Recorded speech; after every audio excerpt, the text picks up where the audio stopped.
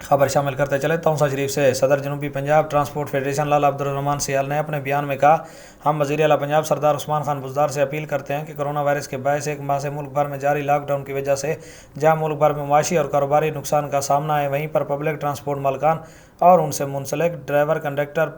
Helpers, بس hostess لاکھوں لوگ شدید بے روزگاری کا سامنا کر رہے ہیں۔ ٹرانسپورٹ ملک کی ترقی میں اہم ستون ہے، جو ڈیزل، پٹرول اور ٹول پلازہ ٹیکس کی شکل میں اربوں روپے کا ریونیو دیتے ہیں، جس سے ملکی خزانہ کو فائدہ پہنچتا ہے۔ ہم تمام SOPs پر عمل درآمد ہونے کے لیے تیار ہیں،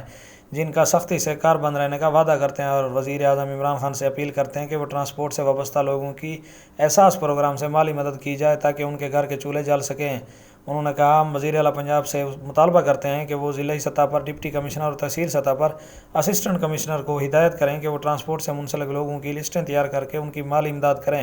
آخر میں ان کا کہنا تھا کہ ہم نے وزیر اعلیٰ پنجاب سردار عثمان خان بزدار سے ملاقات کا ٹائم لے رکھا ہے اور ان سے اپنے مطالبات پیش کر کے ٹرانسپورٹ کا پہیہ بحالی کرنے کی درخواست کریں گے۔